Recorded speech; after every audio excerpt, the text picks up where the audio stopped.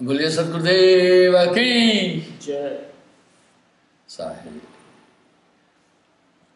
बंधुओं, मैं अपनी बातचीत वहीं से प्रारंभ करूंगा जहां कल छोड़ी थी। मैं कई प्रमाण इसलिए दे रहा हूं कि राम जी के गुरु वशिष्ठ मुनि थे और त्रेता युग में साहिब ने मुनिन्द्र के नाम से उनको दीक्षा दी थी। अगर आप वशिष्ठ जी के प्रवचनों की तरफ ध्यान देंगे तो वो राम जी को यही चीज समझा रहे हैं। आइए थोड़ा आगे भी देखते हैं।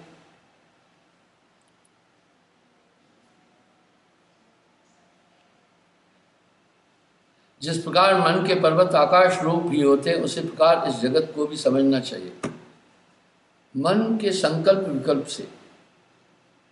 अब बरबस कुछ लोगों के दिमाग में ये जरूर आता होगा कि मैं मन पर इतना क्यों कंसंट्रेट हूं, मैं नाम पर इतना क्यों कंसंट्रेट हूं, मैं गुरुत्व पर क्यों इतना कंसंट्रेट हूं, मैं सुमरण पर क्यों। यही सूत्र है।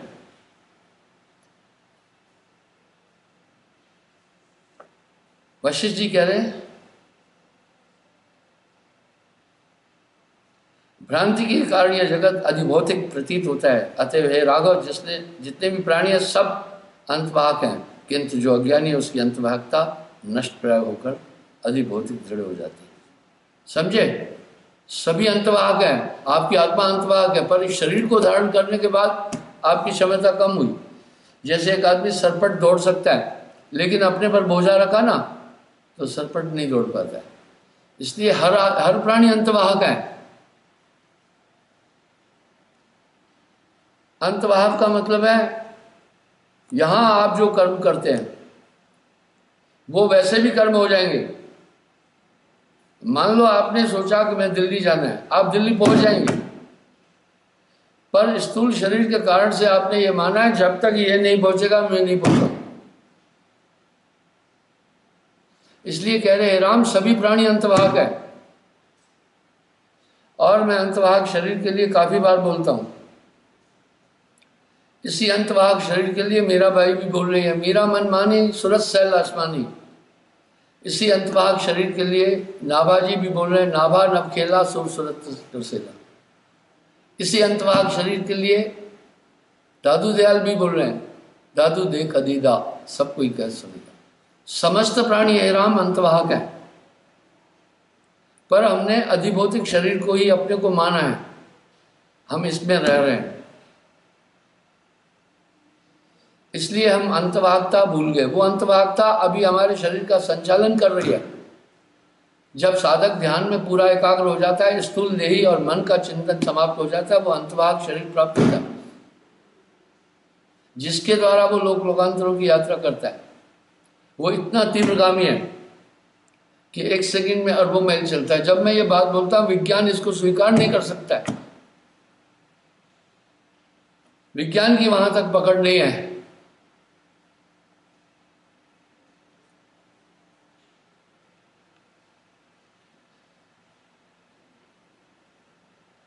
जिस भांति देश काल के संयोग से बीज में अंकुर फूटता है, उसी भांति सब दृश्य मन की ही उपज है। ये मन है आपका बंधन का कारक और कारण ही मन है ना। तभी तो साहब बोल रहे हैं ना, मने स्वरूपी देव निरंजन तोय राग भरमाई। यानी स्थूल शरीर का आभास जो आप कर रहे हैं, क्योंकि ये आपको अज्ञान व शरीर को धारण करना एक बहुत बड़ी जहमत है। ये केवल संकल्प मात्र है। इसलिए मेरा एक प्रमाण है, हर एक आदमी आत्मज्ञान के लिए एकाग्रता चाहता है। एकाग्रता का क्या मतलब है? वो ऐसे बिंदु पर पहुंचता है जहां संकल्प विकल्प न हो तो अंतवाहक हो जाएगा। अब यहां और ये अचानक नहीं होगा भाई। रेसलिंग करने वाला पहले एक प्रैक्टिस करता है, दाव सीखता है, अच्छी डाइट लेता है, तब अखाड़े में जाता है। धावक पहले रोज प्रैक्टिस करता है। पीटी उषा कोट्याम में समुद्र के किनारे पर रेत पर दौड़ती थी, रेत पर और कीचड़ में दौड़ना बहुत मुश्किल होता है, इसलिए बड़ी मजबूत थी। इसी प्रकार से सुमरण एक आयाम है आपको एकाग्र करने का। मुझसे एक आदमी ने पूछा, कहा महाराज आप कहते हैं नाम जपो नाम जपो तो परमात्मा की प्राप्ति होगी, क्या प्रभु इतने ओछे हैं क्या? हम तोते की तरह जब नाम रटते रहेंगे तब वो दिखाई देगा? मैं बोला ना, जैसे स्वप्न की अनुभूति केवल निद्रा में होती है, इसी प्रकार अंतर में उस सत्ता की अनुभूति केवल एक वस्तु से होगी। जब आप एकाग्र होंगे संकल्प विकल्प से परे हो जाएंगे। अब क्या कह रहे हैं आगे? केवल संकल्प मात्र है, भौतिक नहीं। हे राम, भ्रांति ही के कारण यह जगत अधिभौतिक प्रतीत होता है। अतः हे राघव, जितने भी प्राणी हैं सब अंतवाहक हैं, किंतु जो अज्ञानी है उनकी अंतवाहकता नष्ट प्राय हो अधिभौतिक दृढ़ हो जाती है। वाह, क्या कह रहे हैं? उनकी अंतवाहकता खत्म हो जाती है और अधिभौतिकता में आ जाते हैं। मैंने एक उदाहरण कई बार दिया है। कभी कभी आपको आभास होता है कि भाई मामा जी आया यहीं घूम रहा है। मामा जी ने आपको आने का संदेश नहीं दिया, सूचना नहीं दी। थोड़ी देर में यथार्थ में मामा जी वहां पहुंचा, आप भौचके हो जाते हैं थोड़ी देर के लिए, लेकिन आगे चिंतन नहीं करते। आप आगे चिंतन नहीं करते। दरअसल मामा जी अंतभाग शरीर से आया, जब आपकी तरफ आ रहा था तो बस उसका चिंतन आपकी तरफ था, इसलिए वहां पहुंचा। साहिब जी ने अध्यात्म की बहुत सूक्ष्म टेक्नोलॉजी दुनिया को दी है। जाकी सूरत लाग रहे जयमा, कहे कबीर पहुंचाऊं तैमा। इसलिए उनके यहाँ सूरत योग है, कर्म योग नहीं है, अन्य योग नहीं है, प्राणायाम योग नहीं है, वो सूरत योग कह रहे हैं। जो कुछ है वो सूरत ही है। सूरत संभाले काज है, तू ना भरम भुलाए, मन सयार मनसा लहर बह कतौ ना जाए। जितने भी प्राणी हैं सब अंतवाहक हैं, यानी उसी तरह चलते हैं। ऐसे भी दृश्य हैं अध्यात्म में, जहां आप देखा वहीं पहुंच जाएंगे, यहां नहीं होंगे। फिर कुछ प्रेतात्माएं भी एक अजीब शरीर से भ्रमण करते हैं। तो राम जी को वशिष्ठ मुनि कह रहे हैं सब प्राणी अंतभाग है, अधिभौतिकता को धारण करने के बाद उनमें यह वहम आया कि मैं शरीर हूं, इसलिए बंधन में। इस वहम को मिटाने के लिए एकाग्रता की जरूरत है। तो एकाग्रता का आयाम ही स्मरण है। इसलिए मैंने उसको कहा प्रभु आपके नाम रटने से कुछ नहीं होता है। दरअसल वो एक आयाम है हमें एकाग्र होने का। जब तक संयम साधना सब स्मरण के माँ है, कबीर जाने संत जन स्मरण सब कुछ नहीं। किंतु जो अज्ञानी है उनकी अंतवाहकता नष्ट प्राय होकर के अधिभौतिकता दृढ़ हो जाती है। अधिभौतिकता यानी मैं शरीर में स्थूल हूं, ये उनकी दृढ़ धारणा बन जाती है। मैं आपको एक उदाहरण देता हूं, आप इसे भी सुनना, पहले भी बोल चुका हूं। इस्माइलपुर की बात है। एक लड़की वो ब्याह नहीं करना चाहती थी, भजन में किया भी नहीं उसने। भजन और सिमरन में उसकी बड़ी रुचि थी। उसने मुझे कहा गुरुजी मैं एक दिन ध्यान में थी, मेरा ध्यान पूरा एकाग्र हो रहा था, लेकिन टेप लगा हुआ था, इसलिए बरबस अनचाहे मेरा ध्यान टेप की तरफ जा रहा था। मैं भरसक कोशिश कर रही थी, क्योंकि मन अंतभागता की तरफ नहीं जाने देगा, अधिभौतिकता में आपको उलझा के रखेगा, आपको शरीर बनाकर रखेगा। बाजीगर बंदर को सब कुछ सिखाता है, गठान खोलना नहीं सिखाता है। अगर गठान खोलना सीख गया तो मुक्त हो जाएगा, और आग लगाना नहीं सिखाता। इसी तरह मन आपको बाकी भौतिक कलाएं देगा, आत्मज्ञान की तरफ नहीं ले जाएगा। तो उसने कहा गुरुजी मैं प्रयास करती रही कि ये आवाज़ मुझे नहीं खींचे, लेकिन मुझे अंदर में भी कुछ अनुभूतियां हो रही थी। मुझे लग रहा था कि मैं आंतरिक जगत में चल रही हूं। इतने में गुरुदेव मुझे यूं लगा, मैं उठी, मैंने जाकर के स्विच ऑफ किया।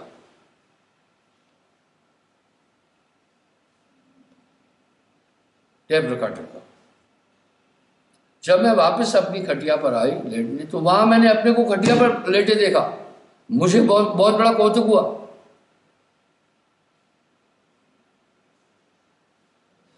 मैंने कहा मैं तो खटिया पर हूं, ये कौन है फिर?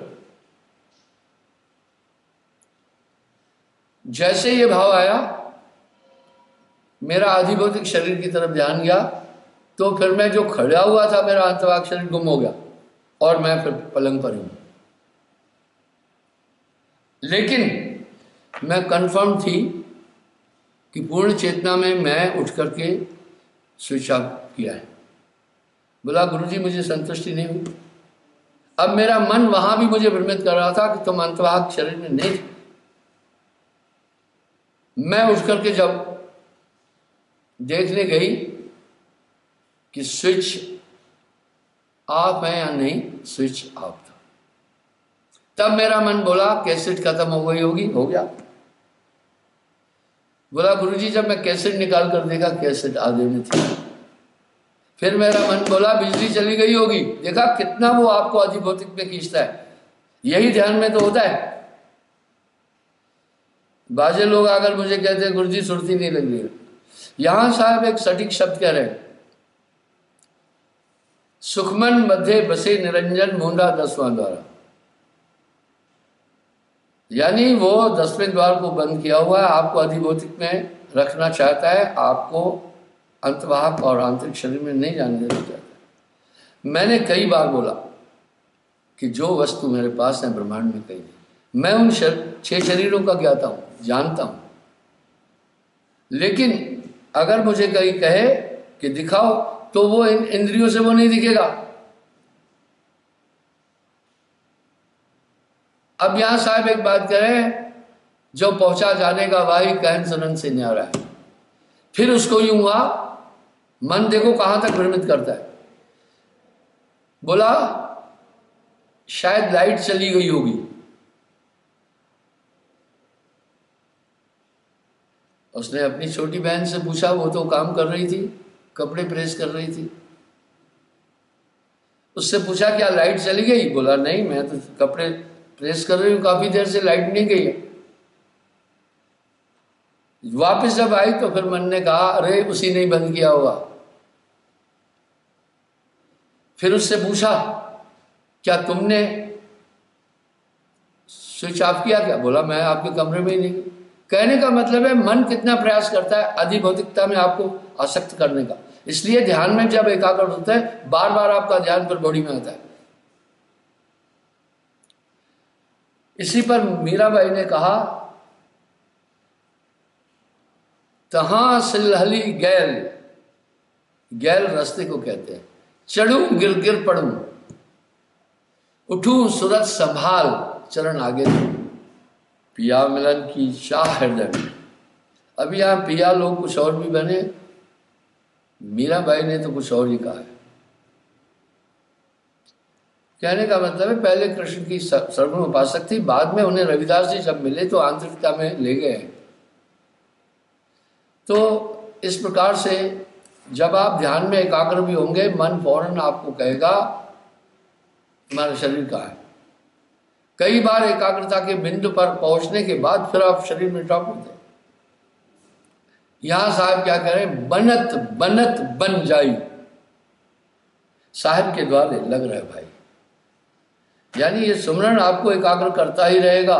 करत करत अभ्यास के जड़ मत हो तो सुजान, रसरी आवत जात पर से शिला पर पड़त निशान।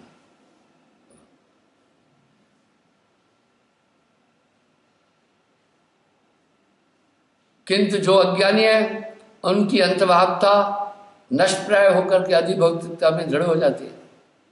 जो ज्ञानवान है उनका रूप तो अंतवाहक ही है। वाह, इसलिए कह रहे हैं कि गुरु जी सुरत करना, वाह सुरत ही करना। वशिष्ठ जी देखिए कितना प्यारा बोल रहे हैं, हे रघुनंदन जो पुरुष प्रमादी नहीं है वे ही आत्मस्थित होकर अंतवाहक रूप को प्राप्त होते हैं। यानी किसी भी इंद्रिय का आनंद नहीं लेना। यहां साहब का सटीक शब्द है, कबीर मन तो एक है, कबीर मन तो एक है, तू भावे जहां लगाए, भावे गुरु की भक्ति कर, भावे विषय कमाए, जाकी सूरत लाग रह जाए, वहां कहीं कबीर पहुंचा होता, वहीं पहुंचोगे जहां आपका पूरा कंसंट्रेशन है।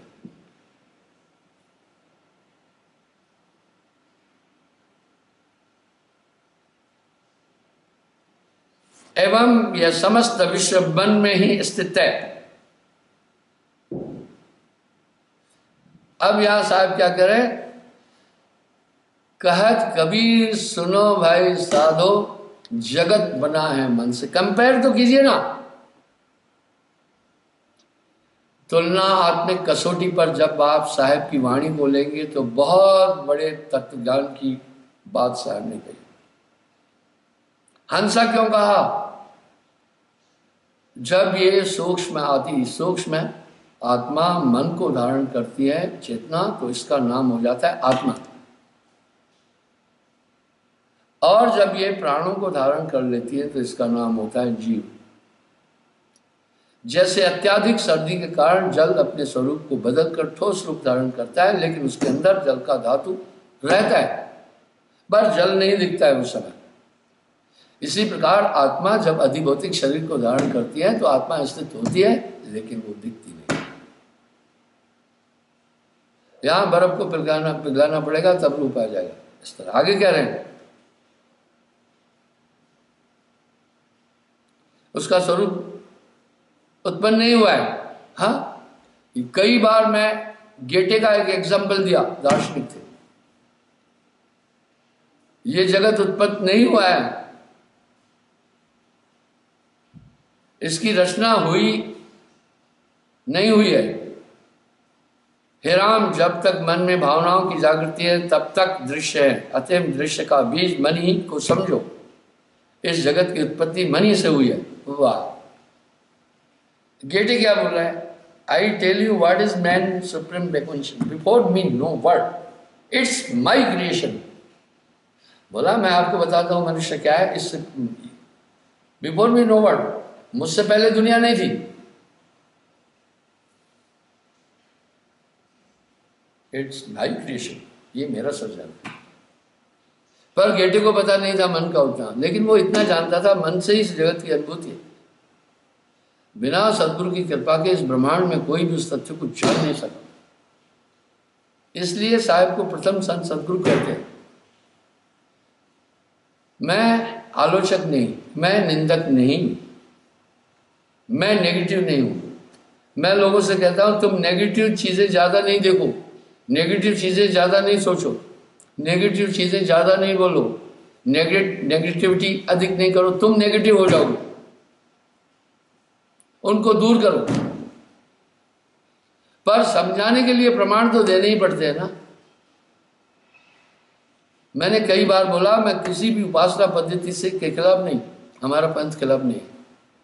सर्वगुण उपासक को मेरा ये व्यू है, किसी भी कोण से जो परमात्मा को मानता है वो अन्य आदमी से उत्तम होगा, उसमें ईश्वरीय भय होगा, वो आस्तिक है, नास्तिक नहीं। लेकिन हमें फिर आगे बढ़ना है, यथार्थ की तरफ चलना है, बस मसला ये है।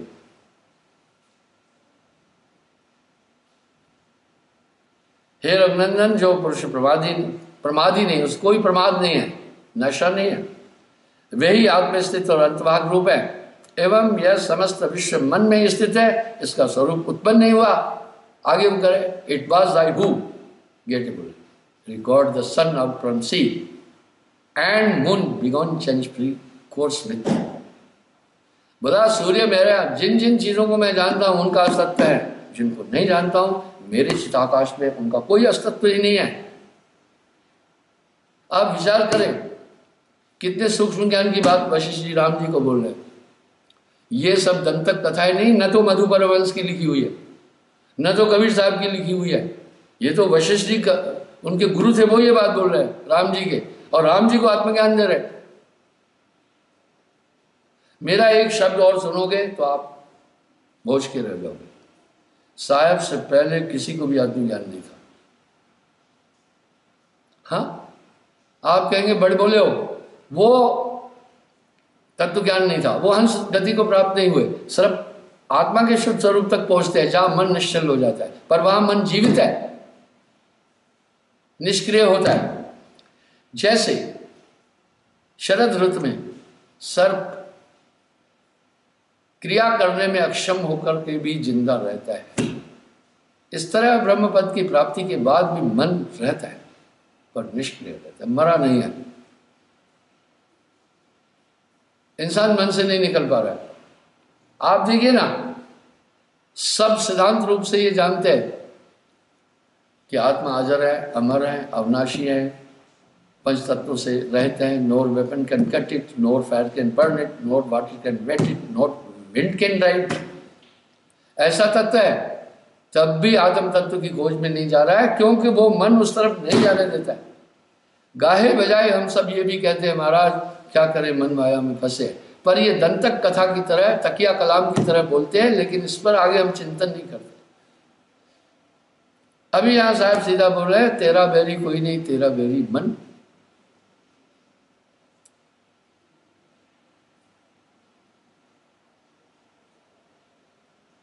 जब तक मन में भावनाओं की जागृति है तब तक दृश्य है। अतएव दृश्य का बीज मन ही को समझो। इस जगत की उत्पत्ति मन ही से हुई है। अब मिलान करो, कहत कबीर सुनो भाई साधो, जगत बना है मन से। उधर मैं कहता आ रहा हूं कि वशिष्ठ मुनि को त्रेता युग में साहब ने नाम दिया।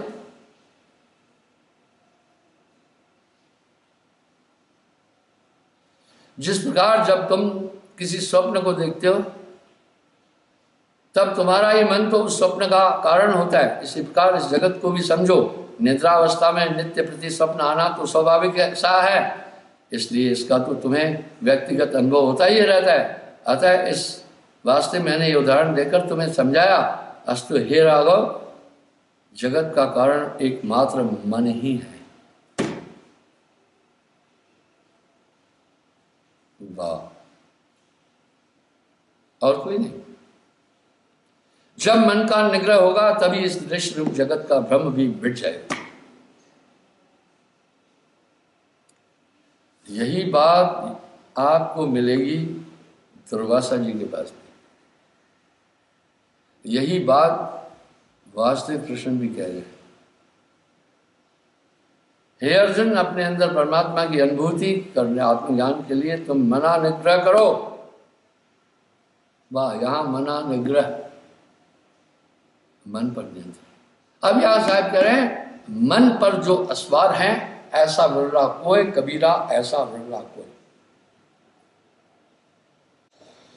जब तक मन का निग्रह नहीं किया जाता तब तक ये दृश्य भ्रम भी दूर नहीं हो सकता। पूरा संतो तन खोजे मन पाया। अब आत्मा अधिभौतिक शरीर में कैसे आ गई? ब्रह्म के कारण। ब्रह्म की उत्पत्ति माया से हुई और मन से हुई। इसलिए साहब कह रहे मन माया तो एक है, माया मन है सब। आप देखिए, प्रकृति सबके अंदर है, मन सबके अंदर है, प्रकृति की पांच तत्व है सबके अंदर है, 5 तत्व की 5 प्रकृतियां हैं, इसलिए 25 प्रकृतियां हुई। जल, अग्नि, पृथ्वी, वायु, आकाश सबके शरीर में है। हम सब आत्म रूप से ही एक नहीं है, हम शरीर रूप से भी एक है।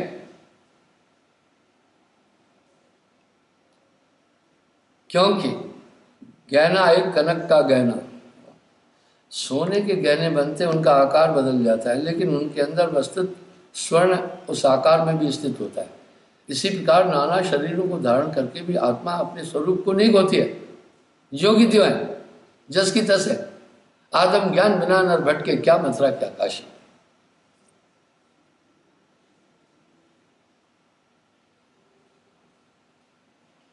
जब तक दृश्य भ्रम दूर नहीं होता तब तक विशुद्ध ज्ञान नहीं हो सकता, तथा विशुद्ध ज्ञान के न होने तक पूर्ण आत्मानंद की प्राप्ति असंभव है।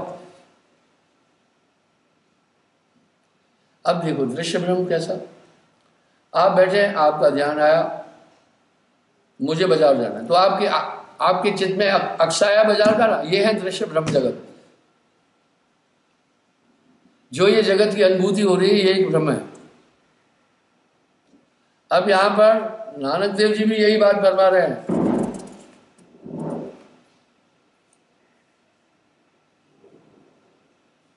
वाह, जो सपना फेंकना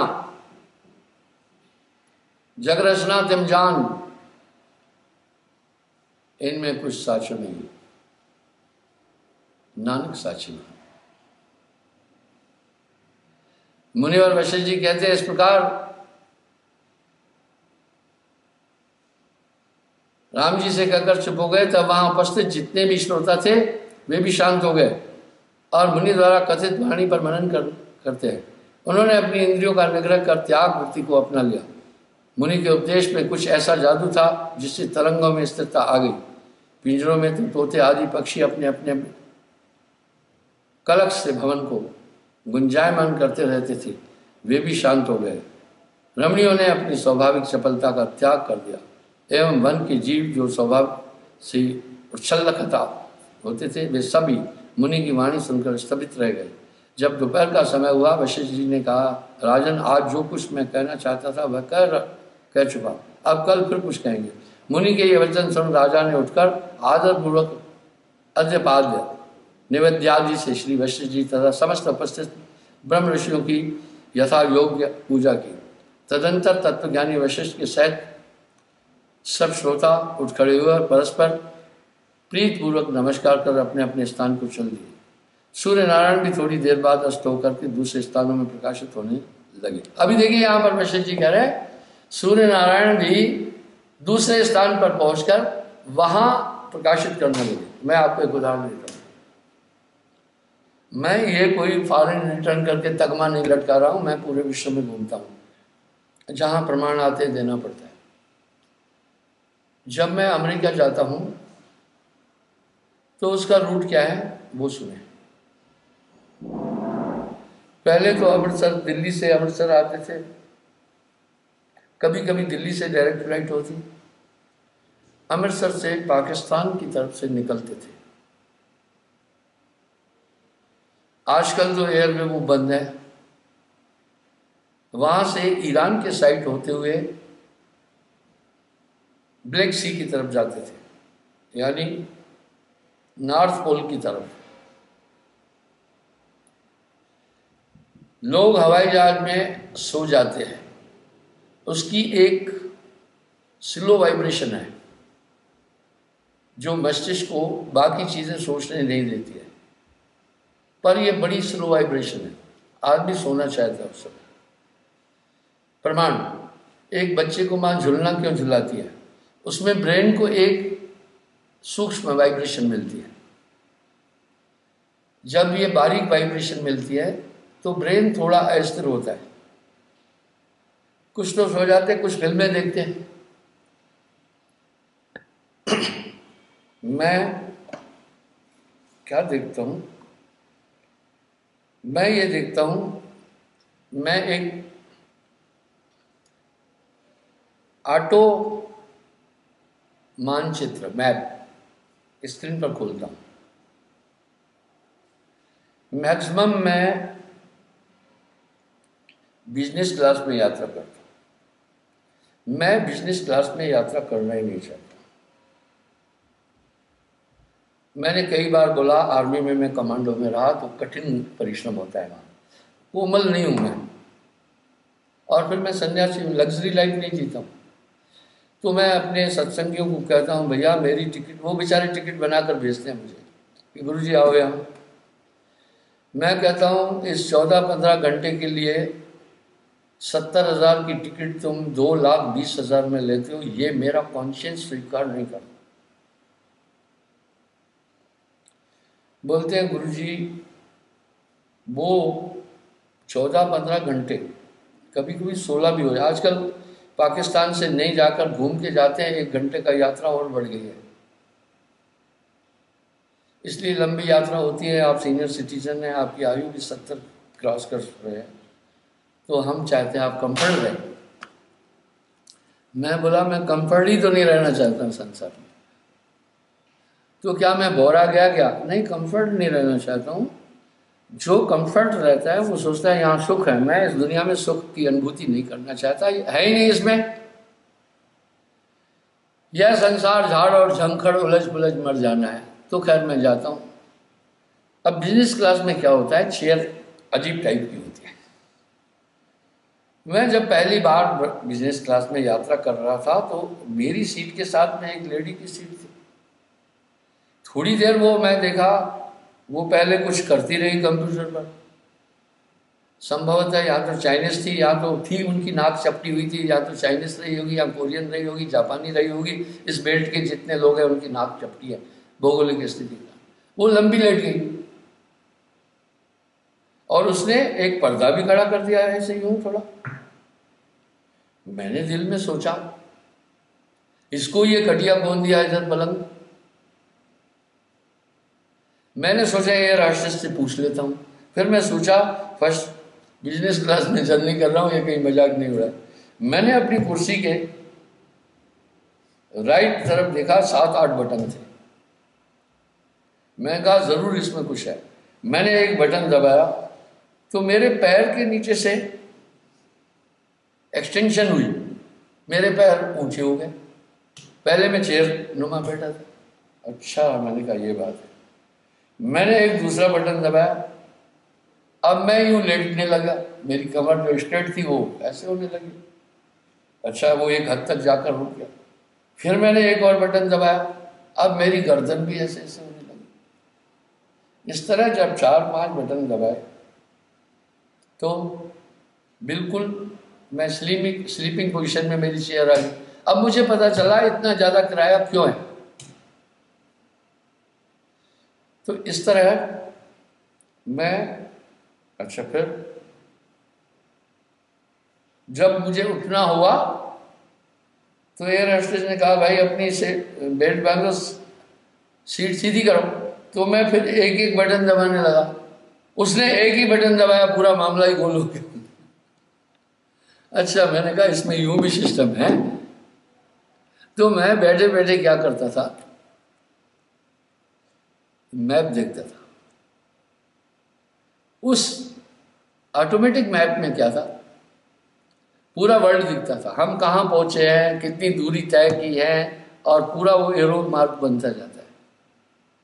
और नीचे का पूरा दृश्य दिखता है, टेम्परेचर दिखता है, वहाँ का लोकल टाइम दिखता है, सब चीज़ दिखती है, कहाँ दिन कहाँ रात है। तो वहाँ से जब मैं देखा, सही में नॉर्थ पोल के साइड से ही थे, थोड़ा सा नॉर्थ पोल को राइट में छोड़, अपना दक्षिण में छोड़, तो आधी दुनिया में अंधेरा दिख रहा था इस तरफ, और जो अमेरिका की साइड की तरफ था वहां रोशनी दिख रही थी। वहां तो सामने दिखा, डे एंड नाइट मैप मैंने खोला, कहाँ दिन है कहाँ रात है। तो वहां उस मैप काफी है, उसमें पूरा टाइमिंग गो वगैरह है। तो अब ये कह रहे हैं सूर्य नारायण जाकर के दूसरे स्थान पर प्रकाशित करने लगा। ये हजारों साल पहले की बात है। इसका मतलब तभी भी मान्यता थी कि सूर्य यानी पूरी पृथ्वी को प्रकाशित कर। जब प्रातः हुई, महर्षि वशिष्ठ जी यथास्थान विराजमान थे, तब सब लोग यथास्थान बैठ गए। तो श्री राम जी ने वशिष्ठ जी से पूछा, हे गुरुदेव, जो सांसारिक दुखों की वृद्धि करने वाला मन है उसका रूप कैसा है। वाह, यूनिक सवाल है। पहले मैं लोगों को 1 घंटा देता था, आप अपनी शंकाएं भ्रांतियां मुझसे पूछो। तो सत्संग लंबा करता हूँ, 2-2, 2.5 घंटे, दिन में 4-4 बार, 5-5 प्रोग्राम देता हूँ, यात्राएं भी लंबी करता हूँ। कभी कभी आप देखते होंगे मैं बहुत दुबला लगता हूँ, बहुत बूढ़ा लगता हूँ। कभी कभी आप देखते होंगे मैं तंदुरुस्त हूँ। जब मैं ज़्यादा अधिक परिश्रम करता हूँ, प्रॉपर रेस्ट नहीं मिलती है, तो शरीर पर असर पड़ेगा। ज्यों ज्यों पड़े अवस्था, त्यों त्यों सही शरीर।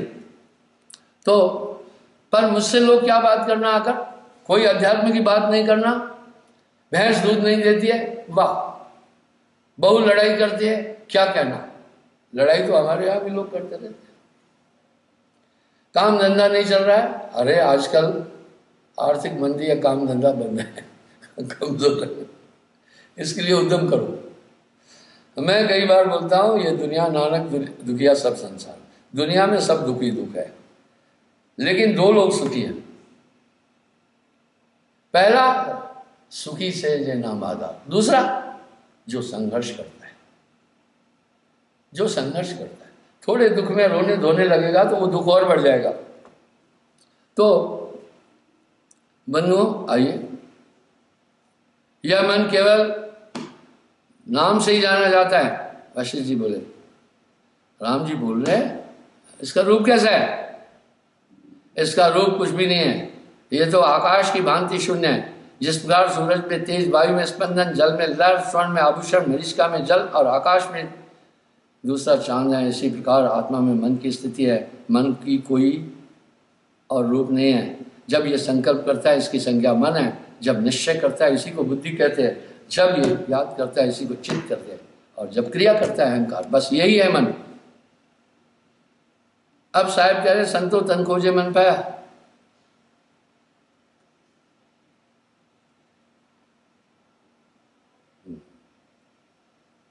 हे राम, यह असत रूपी विश्व जिससे प्रतीत होता है उसी को मन कहते हैं। वाह, मन अज्ञान है। देखिए, अब मैं मन के फैक्टर को नहीं पकड़ूं तो क्या आपको किससे कहानियां बताऊं? किससे कहानियों का आज क्या भरमार है, आपको कुछ भी बताने की जरूरत नहीं है। आप गूगल में चले जाओ, पृथ्वीराज चौहान कब हुआ आपको पूरी डिटेल खुद ही मिल जाएगी। कौन सा युद्ध कब हुआ आपको पूरी डिटेल वही मिल जाएगी। तो पहले तो कहते थे no knowledge without college, no life without wife. आजकल कहते हैं नो लाइफ विदाउट गूगल।